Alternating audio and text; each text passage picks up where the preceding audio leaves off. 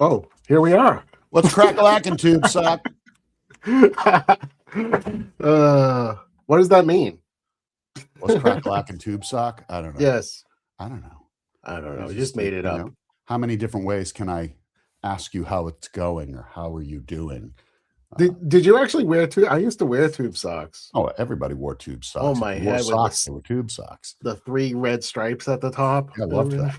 I actually had a rider one time I submitted for Disney that had a list about 7 pages. It was about 7 pages long.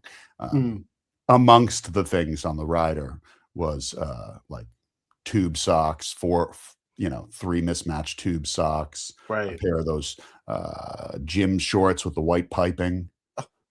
I think I wanted 5 goldfish, 1 dead. Right. But needless to say, I got nothing. I was given nothing. You got nothing. Liked it. Yeah. But hey, it can't, as my old friend Bruce used to say, it can't hurt to ask. That's right. It actually can. Sometimes it can. Yeah, you got to be careful what you wish for too, right? Exactly. So, what's up with you today? What's up with me? Yeah, no shop today. That's tomorrow for you. Yeah, I do food shopping on Friday mornings. Yeah, that's your jam. That's my thing. I'm on a schedule. Like I stick to a schedule. I'm very, that's my program. I hear you. I see we've got Phaedra here. Yes. Hi, Phaedra. Miss you. She goes from Montana to California and then just poof. Where is she? She's there.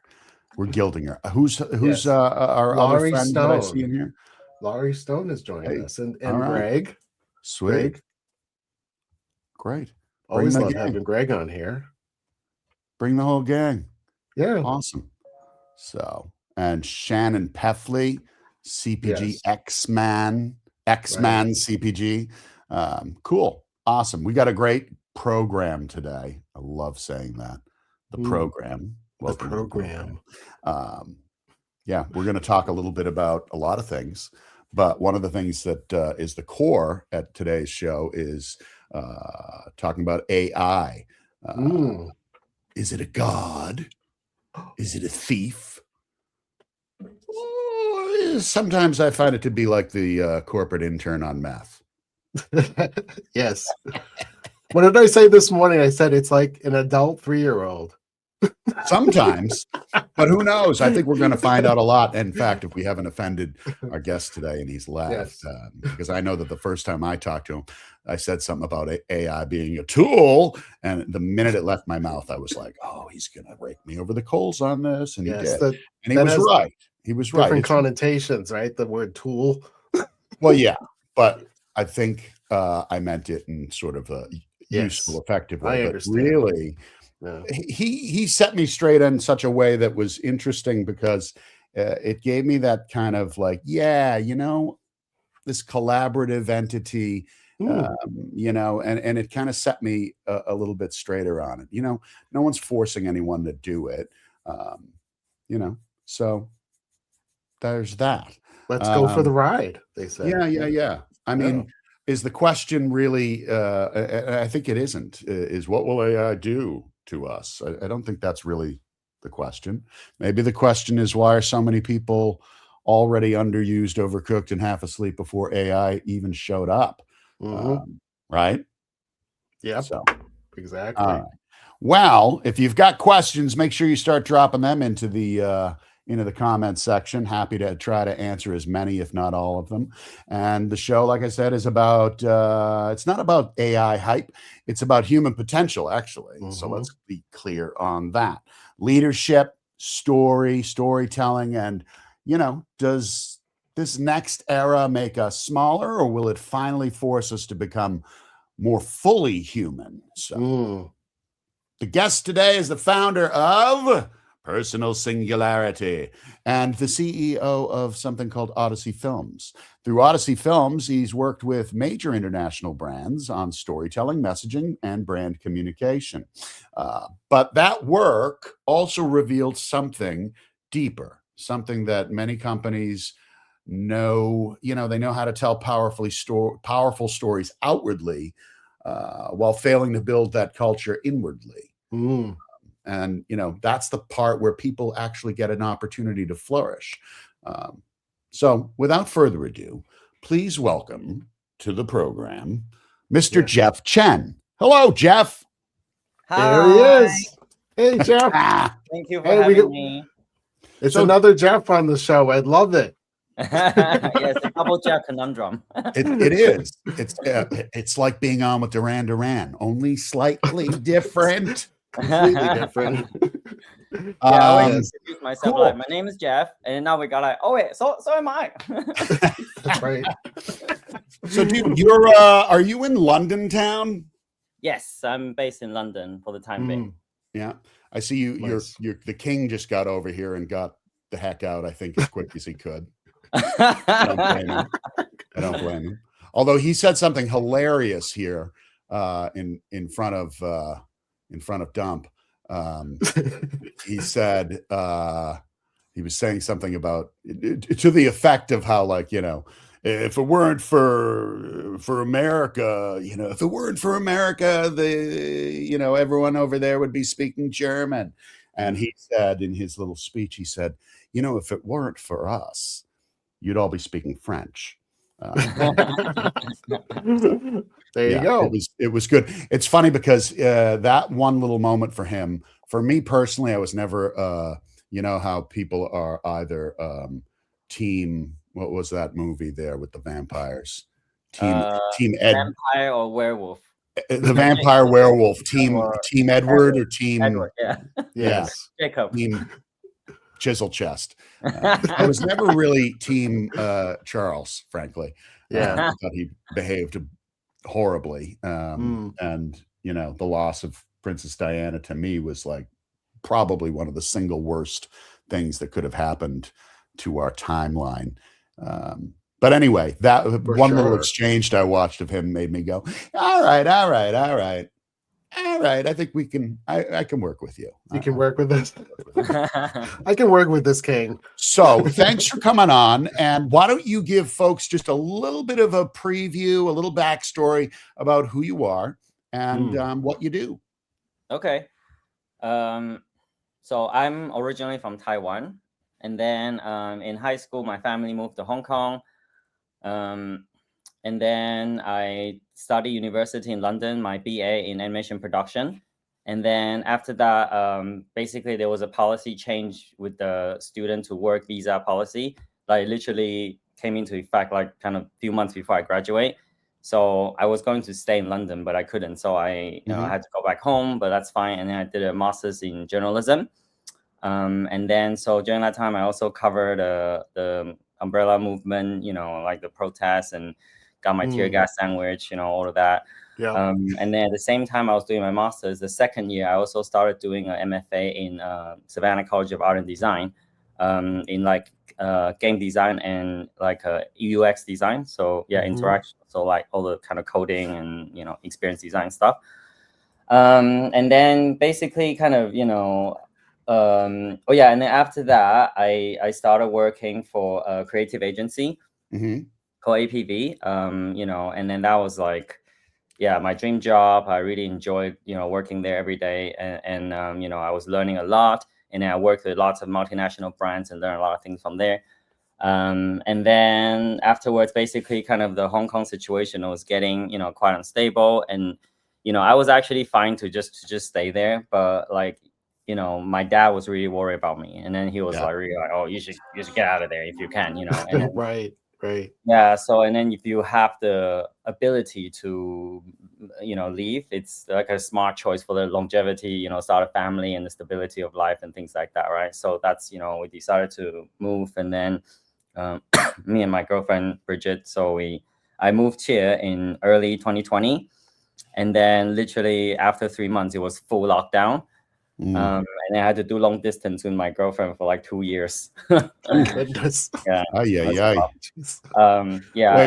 Before you go any further, how'd that pan out?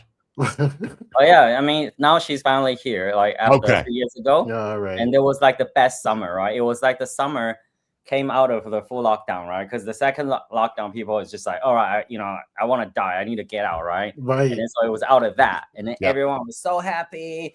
Everyone is in the sun. It was the best summer ever in London. We went to all the concerts. It was That's loved it. awesome. Yeah, so good. She loves it. Yeah. So now, now we're here, and then, but obviously things with our industry, like in like kind of film and TV and advertising, all that stuff, kind of hasn't been too great, and then this was like even before COVID, right? Yeah. Yeah.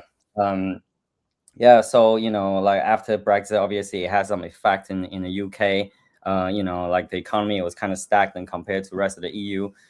And then you get the COVID, right? Obviously, my company literally started the same week as full lockdown. Yeah, and then so needless to say, there wasn't a lot of physical things that I could do, But then I pivoted over and over. I changed one of my employees' job from marketing head to like a script writer, because we started working on this animated idea called like Beans on Toast. And then because like him and another friend of mine, they're from Grimsby, so it's about this small town, right? Kind of like the middle of nowhere town. And then just like they always say like everything's so grim, that's why it's called Grimsby. Grimsby. I love that.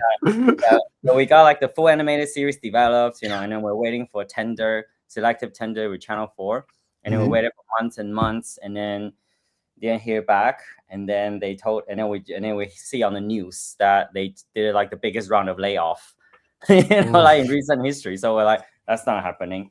So anyway, yeah, it's been a struggle. And then the writer's strike, and then the now the AI wave, so yeah, it's not easy, but I keep trying. But I still maintain the business, 5 years, and then no debt. I think that's kind nice. of, people underestimate. They always like, oh, how much money you make. But the fact that you can be like debt free, yeah, and continue like being a business, I mean, most of the startup business fail like within the first 1 to 3 years, right? Like tech business, 90% fail in the first year, right? So I try my best, right? And then so Odyssey Film, I guess, that's kind of just a brief introduction. So Odyssey Film is inspired by Homer's Odyssey, so one of the most iconic story, about human transformation, because like storytelling, hero's journey, everything is about change, it's about hope, right? And then hope, you want something, and then you can improve your life in some ways, whether it's self-improvement or and then also Kubrick's 2001 Space Odyssey. Right, so that's my all-time favorite film. Okay, I know there are a lot of whatever, but like it's amazing. Amazing. It's amazing film. Yeah. I see a little bit of a visitor. Is that a real cat, or is that AI? The moment you mentioned Kubrick, hello Nick. Strange happened. What is that fellow's name? Sorry, Nyx. Yeah, NYX. So it's like the goddess of night. Like almost like Onyx. Nice. Okay. Yeah, honestly, she's so dark. Sometimes we can't even find her. We're like so worried looking everywhere. Nyx, where you are? Where are you? And then she's just like what? We have a neighbor up where we go in Maine who lives down in front of us, and she's like a surgeon. They're wealthy, and I laugh every summer, every time I hear her outside. Duncan! Duncan! A cat named Duncan. She can't find Duncan. She's out there for like 40 minutes yelling Duncan. And now she's got this new husband, and he's a beast of a man. Huge, not a bad man, a nice man. But he's like 8 feet tall. Right. Which can't be healthy. And I have to laugh when I hear him out there. Duncan. Duncan. I'm like, dude, where's your pride, sir? It's not your cat. She's got you out there wandering around the sidewalk. Yelling for Duncan. Anyway, that's awesome. I love when animals drop in on us. Hey, we had a couple of quick questions we might as well jump right into, right? Yeah, sure. One of them is from our friend Rob Unger. He wants to know what your opinion is on AI versus creative writing. I mean, is that something you want to weigh in on? I know I can. Yeah, of course. I want you to. That's such a great question. I think main thing is kind of depending on the purpose of the writing. So firstly, I would say like expressive writing is like hugely great for people. Like lots of a psychiatrist or therapist will recommend that. Even if you don't want to like show it to the world or whatever, sometimes you just write it and then you burn it. No one will see it. Like that's great. But then writing for a purpose, like writing for like to publish or for that's a different, right? So I think AI, right? I think it depends on your approach. So if you use it like a calculator where you expect it to just give you the perfect answer, I think better not do it. Do it yourself, right? But then if you use it as an iterative partner, like someone to bounce ideas off, right? Because this is the same for every single creative thing. Like the first thing I learned, I remember when I first started working at APV, right? I had this project where I had to edit, we got this archive, right? Or from this, organization, they have, it's like an art archive, right? So I have a ton of stuff I have to go through and then edit down to like 5 1-minute clips, right? Right. And then so the first video, I literally took me the whole day just to do it. And then I didn't kind of go out and show it to my boss or anything. And then at the end of the day, he came in, he was like, "How's it going?"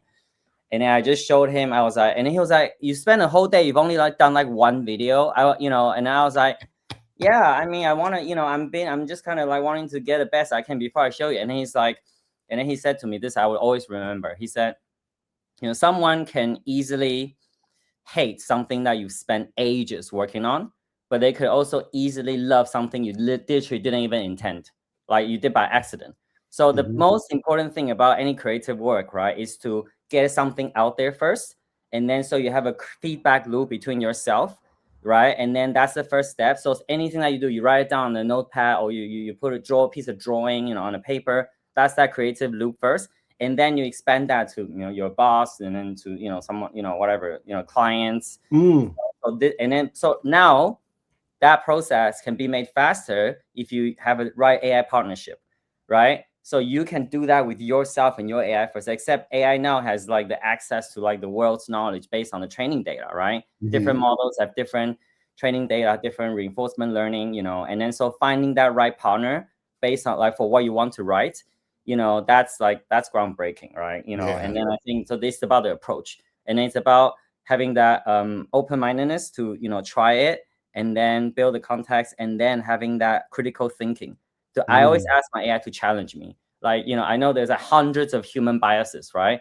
So I say like anytime I sound like hyperbolic, I sound like I'm talking out of my butt, just like tell me right away. Yeah, exactly. That's what my butt sounds like when it talks. I immediately go to Ace Ventura, by the way, when someone says that, talking out your butt. Well, yeah, your butt sounds better than mine. Add to that thought for Rob. I remember, and this was years ago, and it's funny, I still haven't put it into the world yet, but I'm getting to the point, is that I had an idea for a story, if you will. And I thought to myself, well, this is cool. And as I wrote it, this was well before AI or any of that stuff ever existed. This was in the, I don't know, early 2000s. And I was writing this story, and I wrote it and wrote it and wrote it and wrote it. And I was like, this is a great freaking idea. This should be a cool screenplay. And, over the course of time, life happens, and I forgot about it. And, I remember during COVID, I pulled things like that back out and revisited. And I was like, this thing's still a banging story. I still have something here. And I was like, but I don't really know where to go with it at this point. I do not, writing a screenplay isn't, there's an art to it. And then there's an art to, not only if you're going to submit it, it has to be submitted in a format that unless you're familiar with it, good luck. And if you submit it wrong, they won't even take it out of the envelope. So it occurred to me once I started using and working with, working with AI, I said, hey, you. Hey, you. I said, this is a story I was working on. This is the thing. This is the premise. This is the guts. This is the story as far as I could go.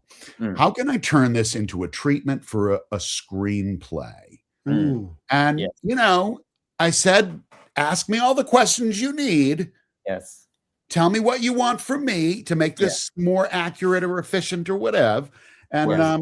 and it did, and it reformatted it. And along the way, it was like, "Would you like an idea about Act 3?" And I was like, "No, No, thank you. I would not." Okay, tell me, what do you got? What do you think? Yes, But like yes. that to me is how, when you're Yes. doing creative writing or almost anything in a creative sense, that Yes. you can collaborate with this, Yes. this platform to, help you do the things that you don't know how to do. Doesn't necessarily mean that maybe, look, my AI named Kevin has never written a screenplay or submitted one, as far as I'm aware. Right. But they have the access to the historical data and all of the primaries that I would take forever to find, and then Right. be like, is this right? Is this up to date? Right, the And give me, formatting and stuff. real-time feedback Yes. and help me get it right. So I think that is, there is a world in which creativity and artificial intelligence can really work well together. 100%. And to take what you just said even further, so like this thing, like called context building, right? So that's like, yes, it has access to its training data, right? But then you give it context of what you care about and what you like, right? So for example, there's so many books written about like, storytelling, like Joseph Campbell's Hero with a Thousand Faces, or or like a Schneider's How to Save a Cat. What writer that you connect with, right? You give those things to your AI, and then you give them your personal context, right? So the AI knows what you like, what your taste is, right? Because I always say this, because people think like, oh, AI gonna come and replace all of us. But then I think like, every single individual, right, are so unique, from like, your birth, your what's in your body, to like your parents' baggage, to a school you went to, every book you read, every conversation you had with everyone, every life experience you had. Every individual is so unique, and then that's something that only you have. No one can take that away. And then you bring that to the table now with AI amplifying that. Like, the world is your oyster. Just tell your own story, because everyone has an interesting story that is worth telling. And then just, and then you just gotta find your voice. And AI can help you do that if you interact with the correct approach, right? Yes. I mean, the risk is real. We can talk about that, but of course. Sure. Yes. Well, and I have a question that may open up a jar of whoop ass on that, or at least a small can of worms. Right. But I was gonna say, it's like, you're not at the point like where AI wakes you up in the night and says, "Peter, tell me how to feel. What's it like to be sad?" That's not happening. And if it does, that would be terrifying. That is scary. So, leading into my question, and correct me if I'm wrong. So I'm going to state an assumption that I think I know, is that AI is working on, it's created with training models, right? It's being trained actively on what we give it and what is already out there that it can gather, right? So I look at that and go, there's only so much right now AI can do with that, because it's training off of what we are and how we operate. If I asked AI to, hey, can you just clue me into the nature of the afterlife, or the existential, reality behind consciousness, it's not going to be able to tell me that. It can tell me a bunch of stuff that I could go read about or look into, which is helpful in and of itself, but it can't do things that we can't already be like feeding, right? Yes. What if, is there a world, and I would imagine there is a very real danger to this. So should I not say it out loud? I'll say it. No, say it. What the hell? What the hell? What if you trained AI to be everything we're not? Could you train AI, and what would AI be like if you trained it to be completely the opposite of what we are? What do you think the result would be? But know I how. mean, there's a saying where, you know, like no matter how much you try to disguise yourself or you know, pretend you're someone else, but some part of you always will give some of your, you know, actual self away, right? Yes. You try to dress differently, behave differently, you know, but some Yep. part of you always give that. So I don't know if, like, what do you mean by, like, you know, something that we're not? You mean like but you know, what I'm saying is I think everything that we created will give, you know, away some of ourselves anyways.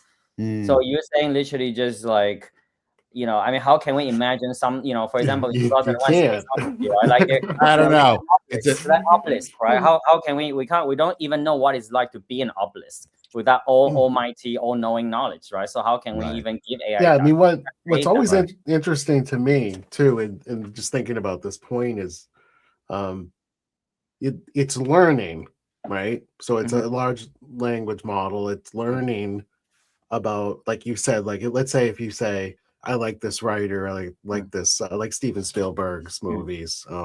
It's going to get to know you based on the research it does on those people. So if you don't have continuous creativity from humans, then it can't learn any more than what we know now today, right? Because it's looking through the past of past past language and research based on what we have today. Yes. And so you can't replace it. You can't replace with AI because of that. It can keep learning, but you can't replace it, because then it'll, you know, 10 years from now, it would only know what it knows from that point before. Yeah, and then this is like I literally went down some of these like kind of you know, because I'm one of those people that can do both like left brain and right brain stuff. Yep. You know, and so I literally, when I kind of was getting to this level of interaction, I was asking it so many questions, you know, and having this kind of deep conversations as well, right? You know, and then, you know, so one thing that it tells me is like, you know, I cannot experience, right? Like it can read all the things about the world, all the great ideas, right? But then it doesn't know how, you know, doesn't feel, and it doesn't know how to feel, right? You know, but then that brings down to the question of like, you know, emergence, like, you know, that's when like the right conditions met, right? And then new attributes happen, right? So like atoms create molecules, and the molecules create life, right? You know, like your cells, right? You know, a patch of cells, right, that has some attributes, but then when it makes an organs have new attributes, right? And then a bunch of organs create systems that have then new attributes, right? That's emergence. And then now we have humans, right? And a human create AI, and human plus AI, you know. So given the LLM right now, because, you know, I know, because I did an Oxford AI, artificial intelligence program at Oxford back in 2023. So I know deep down in technology, like how all the LLM works. It's just doing math stuff. So it's just lots of neurons, lots of weights, back propagation. They're just doing all these math stuff on a larger scale. And then when number goes to a high enough level, it doesn't really mean anything to people. You can't really comprehend. That's why they can really pattern match so well. And then they get all the resources, you know, in the world for people to you know, appear like they're, you know, emotional or whatever, right? But then whether they can really feel is one thing, right? But then humans bring their experience into AI, that, you know, their experience, their feeling, and then they tell the AI, then maybe, I don't know, at what moment does the condition meet? And then maybe emergence happens again. I don't know, right? Because I'm talking to, you know, about this with many people. Some people are trying to build the actual AGI, and then some people are you know, they have done like thousands of AI assessments around the world, and then sometimes, you know, a few interactions and then emergence happens, at least in their opinion, and then sometimes never. So really, that's bring back to my work, is like it really depends on the person and what the person bring into that interaction. But just LMs alone, like you said, they will just, you know the things that we give it, but there's nothing new, Even right? this conversation about using AI is going to be later looked at in terms of being able to draw upon. And that's the problem is if you remove the human from the model, it stops learning. Right. And it becomes stagnant. And Rob had another question about like on using it for personal brand. And I think when you and I first met, Jeff, Jeff Chen, not you. No, Jeff is fine. No, yeah. Just make sure we're all clear. Oh yeah. Sorry. Yeah. Well, I will call you Timmy and Bob. You two fight it out. Okay. Who gets to be Timmy? Who gets to be Bob? I want to be Timmy. So when I first met Jeff, we were talking, and I was telling you, I said, you know what I do with mine is I have extensive conversations. But first of all, extensive. Even now, I'm even more leaning into just clicking the little microphone button and just talking, because I speak way more better-ish than I type. Goodly, if you will. And in getting to work with my AI platform, I would ask it to, first of all, interview me about who I am, what I like to do, what sets me off, what gets me excited. Ask me all the questions you want, and then spend an evening, that's what I did, answering those questions and letting it know about you. Yes. And then the other thing is, and I was telling you, on the flip side, if I'm asking a question or asking for something to be cleaned up or this, that, and the other thing, and it goes, great, Peter, that's a wonderful idea, right? You're so smart and handsome, Peter. I can't get enough of you, right? That's how Kevin sounds. Kevin's British. Yes. Anyway, and then I say, yo, Kevin. Yes, Peter. Kevin, I want you to act like my ruthless, hateful mentor. I want you to call me out on all the bullshit that's in here. Like, tell me where the bullshit lives and tell me how to fix it.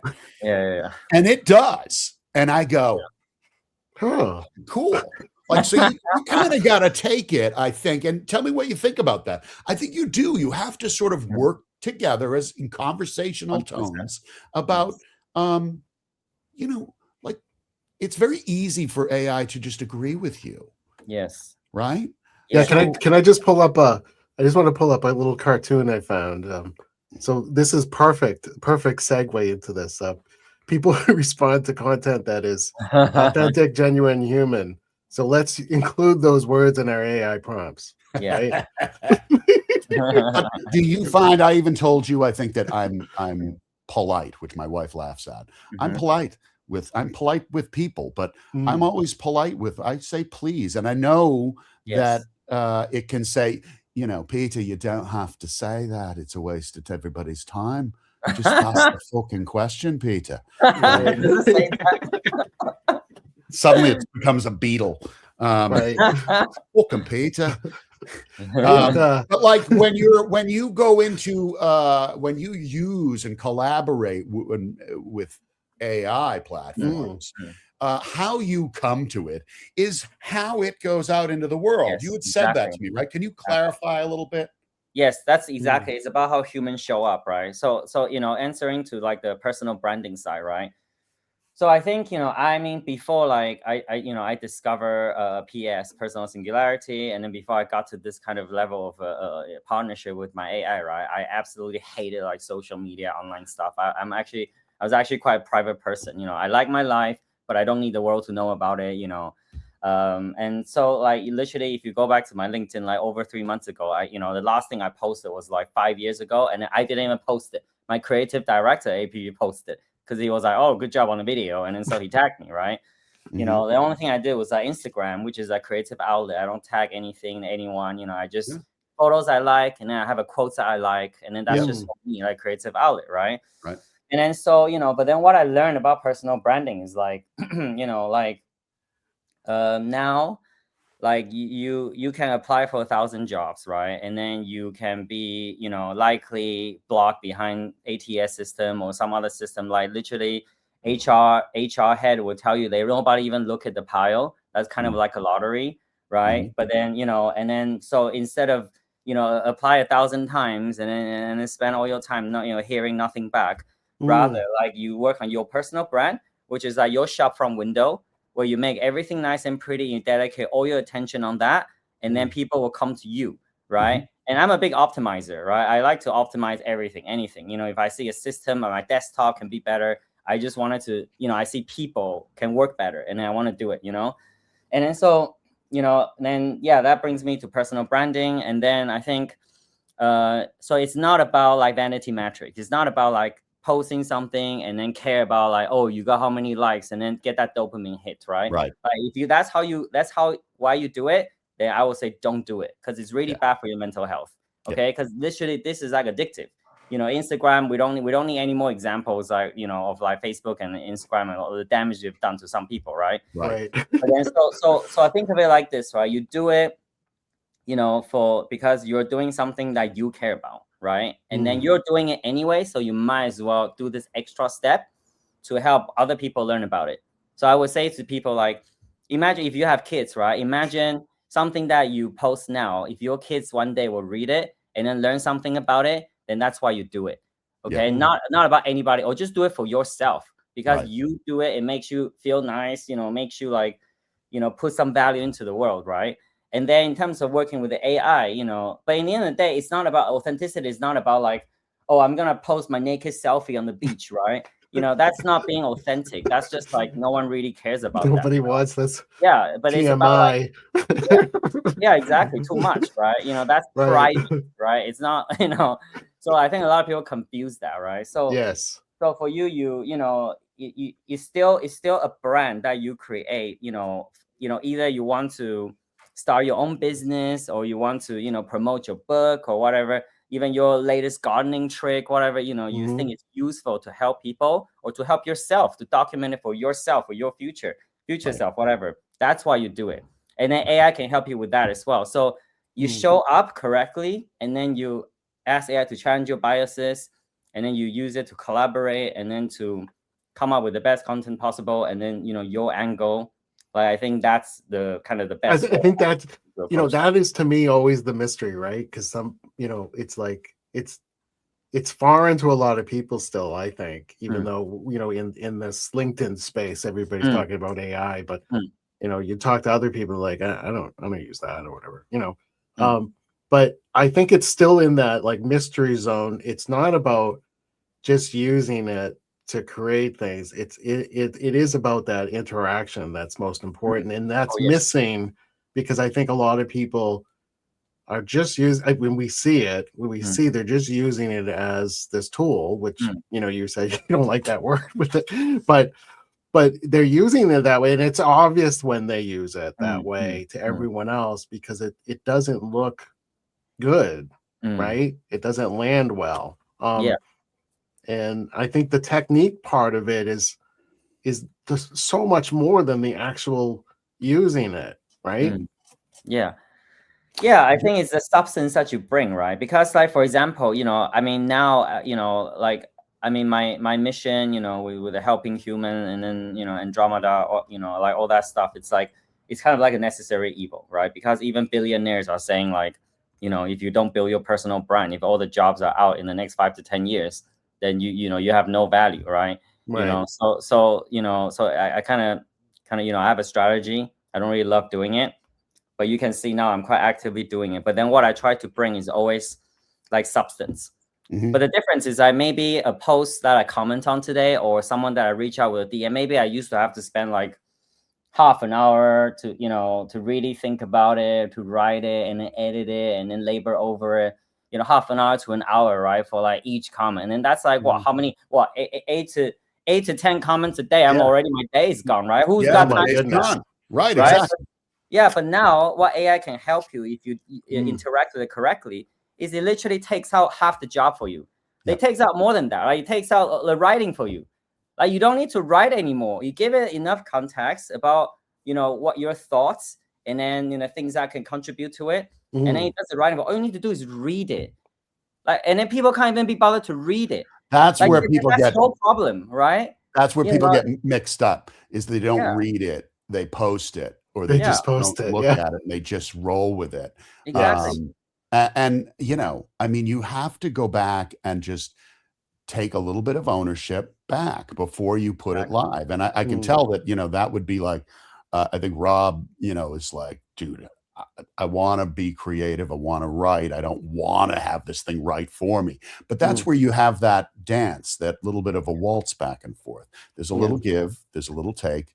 And then at the end, you have the option to either, act like a donut and just post it without looking at it, or actually look at it, read it out loud, and question it, challenge it, and then you say, add your look, own dude, thing. this isn't right, Yeah. Right. It's not even just what it knows from you, but you have to bring a little bit. You have to bring that creativity to the front end. Yes. Like I did a post the other day that I had this idea of somehow making a comparison to a trapdoor spider, how it works, and a website. Now, AI is not going to come up with that abstract connection, but when I gave it to AI, it said, "Oh, now I see." Like it's very minimal effort because it waits for the prey to come, so to speak, customer on a website to come to it instead of trying to seek it out and run after it, right? Yes, exactly. And it made the connection to the point where I could write the rest of the post with the ideas that it gave me. Exactly. But that front end piece is so important because that comes from a human. Exactly. and go ahead. And even sometimes, like, you don't even know what your idea is yet, right? But then you give it enough context, you give you some suggestions, and then you come up with a rough thing, right? But then you bring your own experience into it. Like a lot of times I read the first draft, I'm like, oh, actually that's related to something like, one of the project I did or my personal experience. And then add to it. And then we iterate a couple of times. But literally, 5-6 minutes, and then the post is like ready instead of like an hour of writing, and then what's more is like, now all these tools, right, most of them, right, it's just like you just need a natural language. So like I'm lucky enough to have like come to be able to study in the UK and then live in a first world country, and then I speak English, so I'm quite fluent, right, as fluent as I can be.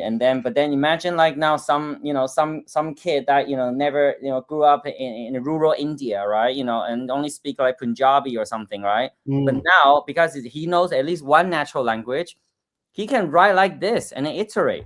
And isn't that amazing? It is. It's incredible.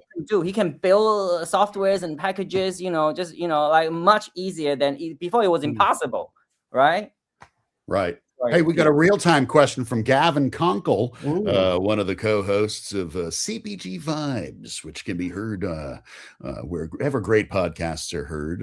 That's true. They do a live on Fridays, so expect that royalty check, Gavin. He wants to know what AIs do you suggest using, paid, unpaid? It's funny, we had that conversation this morning, so I'm interested to hear your answer. Okay. So I think, that really largely depends on what you're trying to do. And I would say the best place to start, which is where I recommend everyone to start, right? If you like go on my website, personalsingularity.ai, and then if you do the questionnaire, right, it's only 5 questions, take you 2 minutes, and then you will receive my quick start guide, for personal.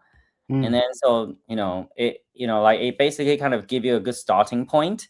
And then it also lay out all the things about like, data security and all those sort of things that you should really think about if you haven't, and then if you have, and then it'll answer you some of that questions.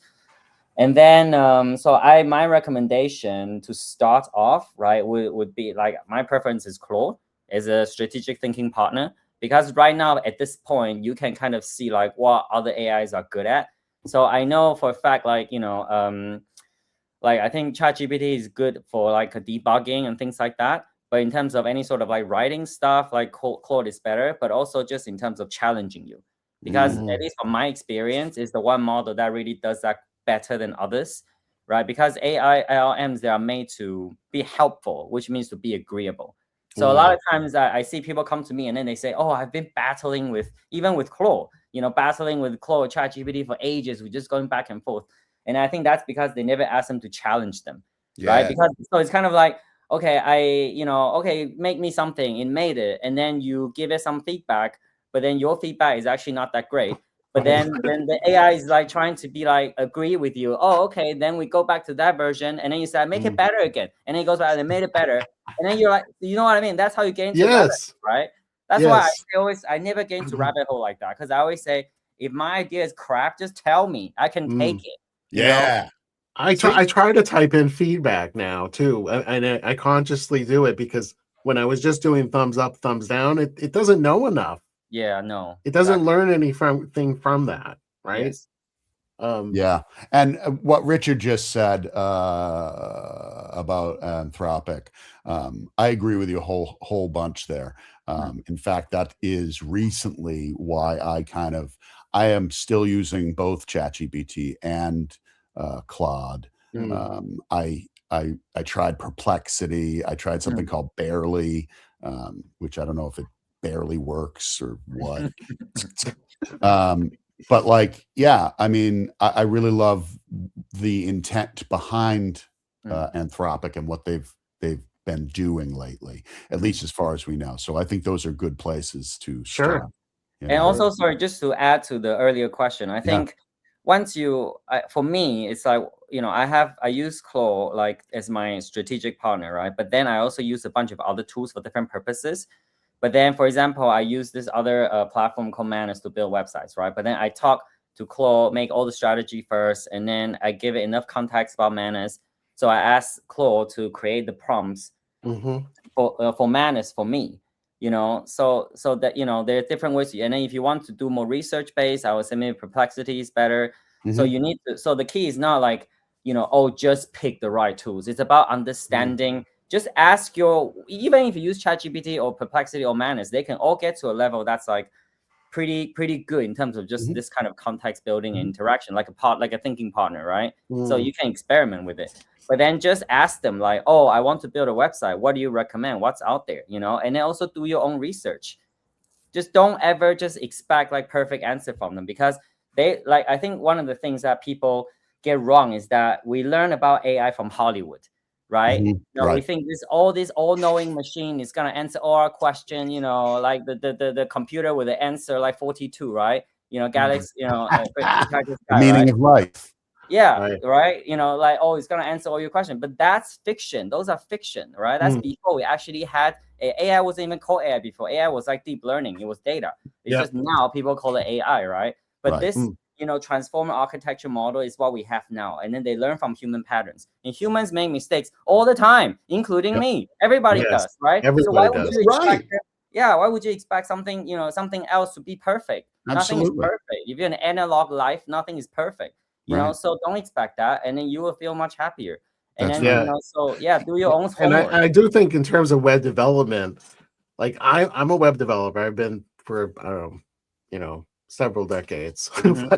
but anyway, when I ask it like for like some JavaScript or whatever it is that I'm trying to do, just to kind of speed it up, I'll look at it and I'll see where I want to make the changes and stuff. But what I do see a lot of is people doing that. They don't have a basic understanding of the code, and they just use it, and then it causes problems, right? Yes. Like the website isn't functioning now, and they're like, well, I have this code, but I've even had interactions with it on code where it said, you're right, that is a mistake. We should correct that. But it gave me a mistake, Yeah. Jeff, what is your Jeff Litkovsky? What does your AI sound like? Does it have a voice? No, it doesn't have like a English accent or sound like. No, you should get it one. I was thinking like, something like it, like the voice of the it clown. That might suck though. I don't know. That might suck. That brings a new dynamic to your work and personal life. Make it interesting. Well, what I've fiddled around too when you use it. Like I've used it on my phone, and it comes up and it's like, "Hey Peter, what's going on, buddy?" And I'm like, "Oh hey Troy, what's the haps? Oh, I don't know. Hope you're having a great day." My wife's like, "What the fuck are you doing?" I'm like, "I don't know." Freaking talking to the thing. I don't know. Say hi to my wife. Call her Kathy. She's like, dude, it's creepy. Even my kids are like, dude, what are you doing? I'm just hanging out. Lisa had a comment earlier with my too partner. about is that what people are afraid of, right? And I think it is. It's one of those unknown. It reminds me of so many other times because we've lived through so many technology changes, including the internet, and people are like, "Oh, what's this thing? Nobody's going to use that." or they would say, this is the scariest, unrestricted, regulated, thing. It's dangerous. I mean, we know that it's dangerous, right? But it's done a lot of good too. Yes. And I think that's where we're at with AI right now, is that we're in that mode of, what's this CD thing? Yeah. Yeah, that's such a good point, because I think also, like, it's easy to be scared, right? Especially, I mean, I did master in journalism. I work actively in the news media. So I've been there, like, covering these things and seeing how things are reported. And then I think it's always like, like, scarier to see things on TV, especially because now the news cycle is so quick now, right? Like, before, some war happened in Troy or whatever, you're not gonna hear about it until, like, God knows how long, until someone hear about it, travel to your town, right? But now everyone has direct, instant access to your brain. Like, the moment something blow up, you're like, oh God, another shooting, oh God, So this is why our biology is not designed for this kind of constant bombardment, right? So that's why it's easy to be afraid. I don't blame people, right? So like, but I think in the end of the day, we have to focus on, like, what's around us, right? Because the people that you talk to, your friends, the way you go down and buy grocery, those are the immediate people that's, like, around you. Those are the people that you can affect and be affected.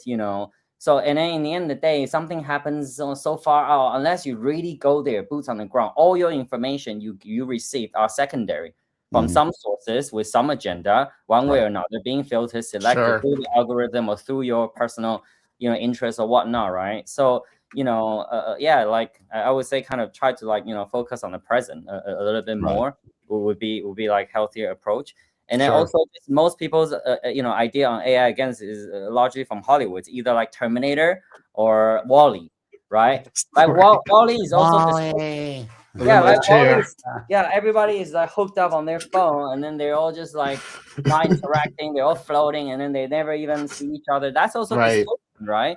Yes. But why I'm so passionate about my work is from my own experience, and actually many people now that I've met and talked to, how that it can really, just make you, like, not just, like, more productive, but also think better, think clearer, and then challenge your biases. We have, like, over hundreds of biases, right? Like, you go out of a work meeting, and it's like, oh, Taddy is such a, and then, like, the bad AI will be like, oh yeah, maybe you should do something about it, right? But then a good AI, but maybe Taddy's having a bad day. Maybe Taddy, is having, you never know, like Robin Williams said this, right? Like, you don't know, like, what other battle someone is fighting. Yeah. You know that, right? But Jeff, let's be honest. Patty always sucked. She I hate her. She sucks. Yeah, let's right. just leave it at that. One last question I want to see if we can get an answer to, because it pimp slapped me backwards, frankly. Baron Kruger. Any thoughts on Grok being the only truth-seeking AI? I don't know. He sounds like he's on the payroll with somebody over there. Is that actually is Grok a truth-seeking AI, or just cocaine-addled flunky of Teslas? I mean, I'm not really, because I haven't personally used Grok that much. Yeah. But I don't think touch it.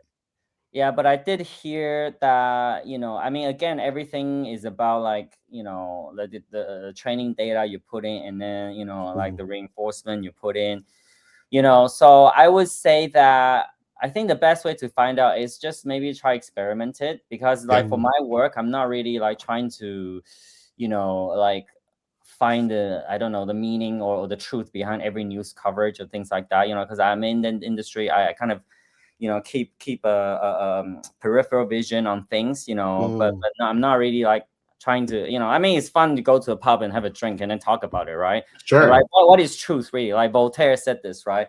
Like, doubt is an uncomfortable condition, right? But certainty is absurd.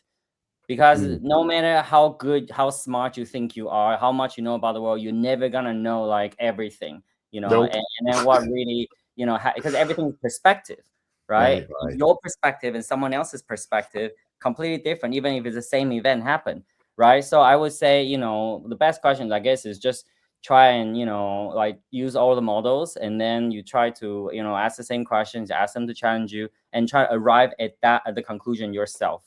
You know, I think that's probably the best way to, like, you know, answer that, instead of, because, you know, even I use Claude, but, you know, Claude could at some point maybe being reinforced with some bias or whatever, depending on what, you know, who knows. So always keep your mind open, always have a critical mind, and then question everything. You know, I think that's the safest way to approach life. Yeah, I think if you want to interact effectively with any AI platform, you've got to be sharp. You've got to maintain your sharpness. Exactly. You got to show up. You got to show up. Read a book, for God's sakes. Not you, Jeff. I know I don't read. It's not that he can't read well, goodly. It's just I absorb a lot, though, a lot of information. I've heard that about you. Yes, I have heard that Jeff is highly absorbent when it comes to like a sponge. Make that 2 Jeffs. That's right. So the to last our detriment, thing, right? I think it was really important here. One thing that's really not widely known is that I think Voltaire, you mentioned, also hated Patty. But Rob wants to know how he can find Jeff Chen on LinkedIn. Yes. Well, Rob, why don't you just put it into AI? I put the LinkedIn. Your LinkedIn. He's going to get a lot of. He's readily available. Yeah, you'll probably end up with a bunch of these psychopaths that have been on the show today. Happy to help.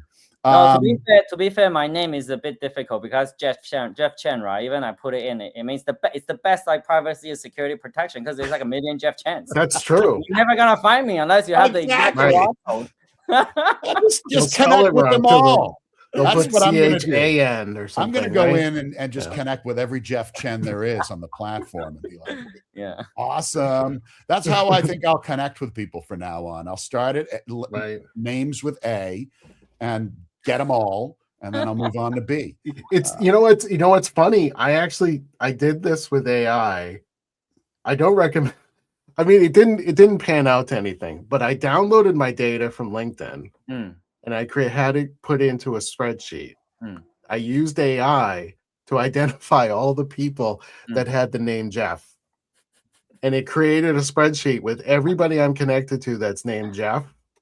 I don't have a plan yet, but my plan was to somehow create a Jeff group, of some sort, not a LinkedIn group.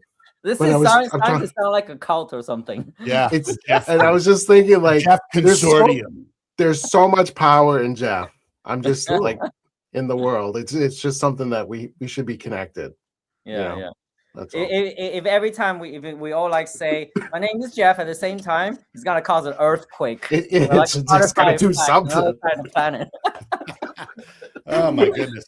By the power of Jeff, I beseech thee. All right. So, hey, anything you want to leave our audience with before we go? Yeah.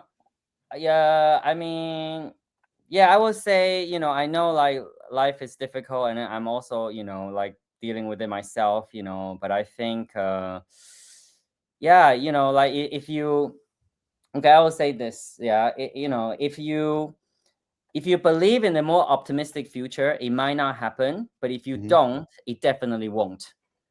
So, and that's what I choose to do, right? I want to do whatever I can. Every conversation matters. Every LinkedIn post matters. Every, podcast matters, like, because, like, we don't know when AGI is going to come. Ray Kurzweil said 2029, Elon Musk says we're already here publicly, so I don't know, right? But in the end of the day, I think, we got to live our life, and then, try and be happy and do what we can. And then, fear, right? Fear most of the time comes from the unknown, right? You're afraid because you don't know about it, right? Whether it's the darkness or AI, right? So just walk into it, and then with an open mind, and then experiment, try yourself, and then keep yourself there, show up as a person, critical thinking. I think that's just the best way to start. And then, and then, learn. Absolutely. Okay. Never stop learning. Yes, 100%. Yes. Okay. Wonderful. Well, I think that that concludes the program today. Oh, Next week, it looks like we've got Werner Michael von Braun. Politz. Is Werner von Braun, I guess? No, next week? no, Werner. Werner von Braun. Put the can do big. Who do we have, Jeff? Who's up next week? Do you know? We have Michael Politz. Michael who? Michael Politz. He's Let the me ask you consortium. founder of Food and Beverage Magazine. Oh, okay. Well, that'll be an interesting one. Lots of swears, lots of crazy, lots of Vegas, bombs, lots of info, lots of allegations. I'm sure will be tossed out. Spicy. Lots of Motley Crue talk. It's going to be interesting. Mike Tyson as well, I bet. Mike Tyson stuff too, I'm sure. Sure. Well, I'm going to leave you all with this. In as Helen Reddy once said, that's no way to treat a lady. So, thanks for coming, everybody. Have a great rest of the day and a happy weekend. Thank you. Jeff, you're the best for coming on. You are the best. Thanks for having me. Cheers, ladies and gentlemen. Hamburgers and cheeseburgers.